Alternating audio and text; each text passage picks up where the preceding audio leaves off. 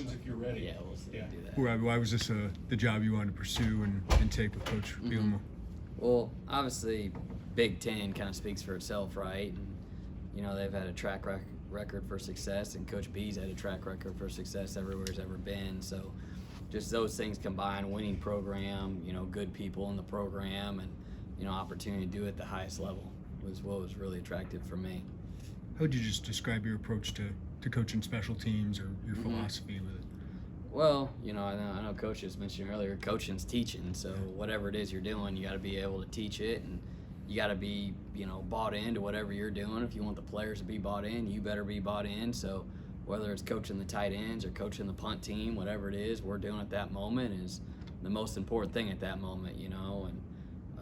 And I think that and having genuine relationships with the players and all that goes a long way. And it's about the team, right? So, you know, special teams is part of the team, and, you know, I think you coach hard, they'll play hard, and you got genuine relationships with them, and you can you know, have an edge in that factor. Coach, what was the process that led to your hiring here? How was that connection made with Illinois? Yeah, you know, I didn't really have any really connections on staff. I'd met a couple of guys before out recruiting, but I didn't really know any of them. Coach B had reached out to me last week, asked if I'd be interested in interviewing. So I ended up interviewing last Thursday/Friday, and he called me on Monday and offered the job, and I drove out here Tuesday. I was in the office Wednesday, so sometimes it happens fast. So family's still back in Louisiana, so looking forward to getting them out here at the end of the school year. Seems like you're uniquely qualified for this job that opened up. Experience in both jobs. Was a little bit of luck involved in that? Or? Yeah, I mean, yeah, it was a lot. I mean, I'd never met Coach B. I've known a couple people that work for him and stuff, but yeah. I mean, obviously I was lucky to get an opportunity to interview. You know, so that part was fortunate. Were you surprised to hear from Brett, given you didn't have any real connections with him? I mean, I just saw an Illinois number come up, and I was in a meeting, so I didn't answer it, and there was a voicemail. I was like, oh, shoot, probably should call this guy back, you know? So, I was a little surprised, to be honest with you, because I didn't even, you know, like I said, I don't have any, like, true connections to the staff. Obviously, being around here for 2 days now, great people, you can tell that, genuine people, and, you know, but, I was a little bit surprised. Had you been here before for anything or for a game? No, I'd never been to Champaign. You know, I used to be an assistant coach at Toledo, and I recruited Chicago, and I'm from Missouri, so I've obviously been into Illinois, but no, I'd never been to Champaign for any reason. What do you know about the specialists you have on the roster so far? It's kind of unique where you got a pretty big group of scholarship specialists. Yeah, no, we got a good group, and, you know, most of them return, which is exciting. So, you know, I'm looking forward to getting to work with them all, and, you know, I met them all yesterday. They all seem like great kids, and just from watching the film, it looks like we have some talent in that room. So, you know, we can, you know, obviously do everything we can to be the most consistent we can be, but it's exciting. It's a good group, so it should be good. Well, how have you kind of developed your career under the guys that you've worked for most recently, and how have they kind of allowed you to kind of adapt your aggressive style when you coach special teams? Well, the guy I learned from, you know, the guy that gave me my first college job was Coach Fritz, and I'll forever be grateful to him. You know, he's probably had as bigger impact on my career than anybody else. You know, and he gave me an opportunity at Sam Houston State. I was with him for 4 years there. It was my first job in college, and he hired me back last year. And, you know, he's about as down to earth, genuine, humble, good of a football coach as there is. So as good of a person as there is. So I'd say, you know, 90% of what we do is stuff I got directly from him. You know, so he's been the one I mostly learned, you know, from, and he's been awesome for me. Given that relationship with him, obviously you guys had a good thing going. How difficult was the decision to try something new and go to the Big Ten? Yeah, it was hard. You know, I love Coach Fritz. You know, at the end of the day, being in the Big Ten and the opportunity to coach tight ends again, which is something I did at Toledo, and I did one other stop, and something I really enjoyed doing. You know, so those two things are kind of big factors in it. What's the enjoyment? Where do you find the enjoyment with the tight ends? Like, what's Oh, I love coaching tight ends. So tight ends is, you get to be involved in everything. You know what I mean? It's other than the quarterback, you know, you're probably involved in, as far as the offense it goes, your, you know, run game, all of it, pass game, every now and then pass pro. So you get to be involved in all of it. You get to teach a lot of football, and you know, you're around some really, really good kids too. That's one thing I really like about the tight end spot. So it's a really fun position to coach, in my opinion. So I was very excited to get this opportunity. You guys just had one of those years, that kind of magical type Mhm. years. Did you see that kind of like last spring, or was it kind of out of the blue even for the coaching staff? Yeah, you mean at Tulane last year? Tulane, yeah. So we, you know, the year before they struggled a little bit, but Right. what people don't take into account is, you know, I mean, they were just placed in Birmingham with the hurricane Right. for, in the middle of the season for 5-6 weeks, something like that. And, you know, they had some injuries and, you know, and different stuff like that. So about everything that could have gone wrong went wrong that year. And, you know, this year we had a lot of the players back, and, you know, obviously we had some really talented kids that all came back. And, you know, I know he hired some new coaches last year, and felt like some of those guys did a good job. And, you know, it just ended up being one of those seasons where a lot of things, we won a lot of close games, stuff went our way, and, you know, had some success. And like I said, I think Coach Fritz is one of the best in the business. I think he's one of the most underrated guys in this country, so he could win anywhere.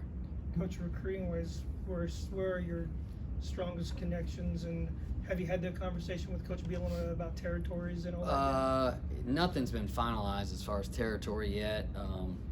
You know, as far as recruiting, the last couple stops I've had Houston. You know, I know we don't necessarily get down there that often from here. I'm from Kansas City, so I feel pretty comfortable recruiting there, and really anywhere in the state of Missouri. You know, I was an assistant at Toledo for 4 years, and, you know, I recruited to Chicago. You know, I also had parts of Michigan and parts of Ohio, so I feel comfortable in all those areas. So, but nothing's been finalized as far as area and stuff, so we'll see. But I feel pretty good about recruiting this area wherever he wants me.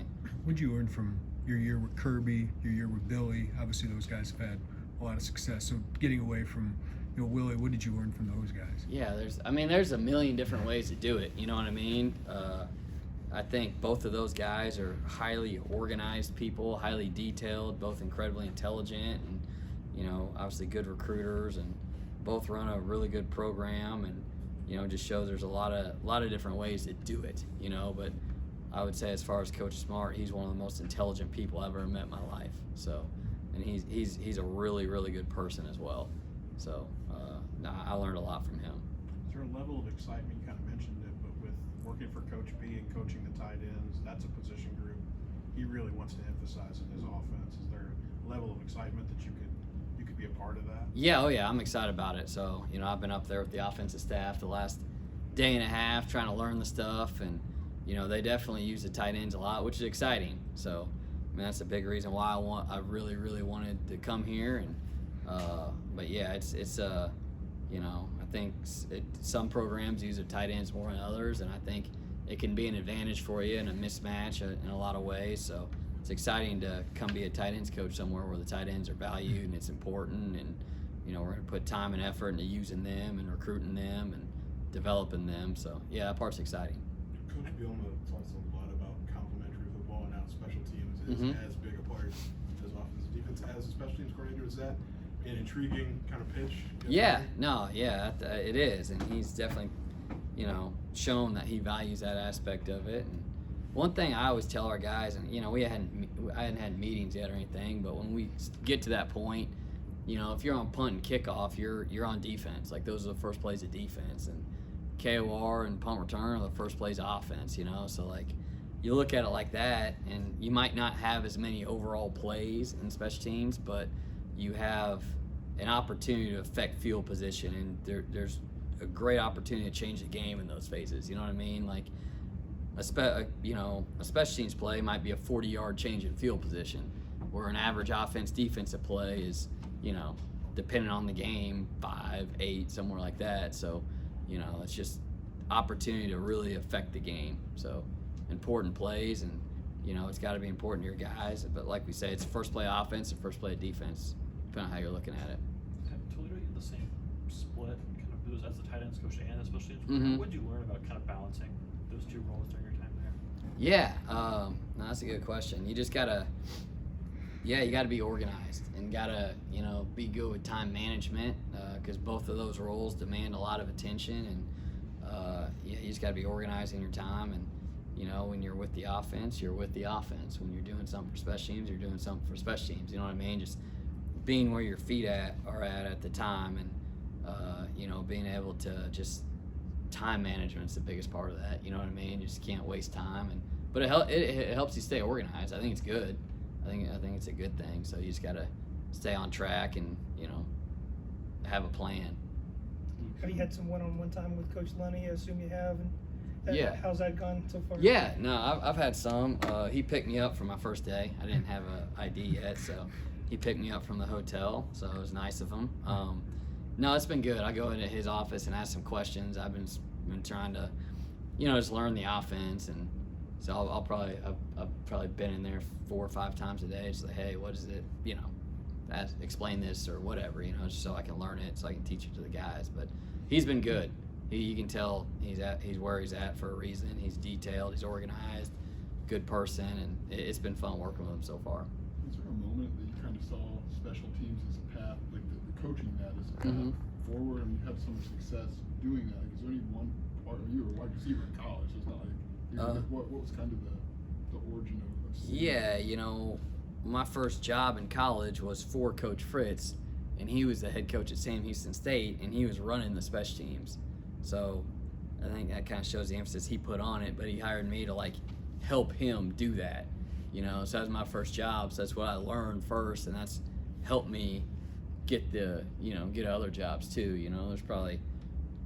There's a lot of people that can go coach tight ends, you know what I mean? And there's a lot of people that can go coach special teams. There's having, the more, I guess, that you have in your arsenal, the easier it is. But no, that's how I got started on it, and then it just played out from there. Those are just the opportunities I had were involved in that, and and I enjoyed doing it. It's fun. It's I think other than the head coach as a special teams coordinator, you get to be around the whole team. You get to have genuine relationships with more players than anybody on the team, other than probably the head coach and the strength coach. You know what I mean? So that part's the best part for me. You get to have genuine relationships with more people on the team than most other coaches. So that, I don't know, it's just how it played out. Philosophically, do you lean more aggressive or conservative on returns, more personnel driven? Like, do you come in with an approach on that? Yeah, I think you got to be personnel driven. What do your players do best, and how do you put them in position to do that?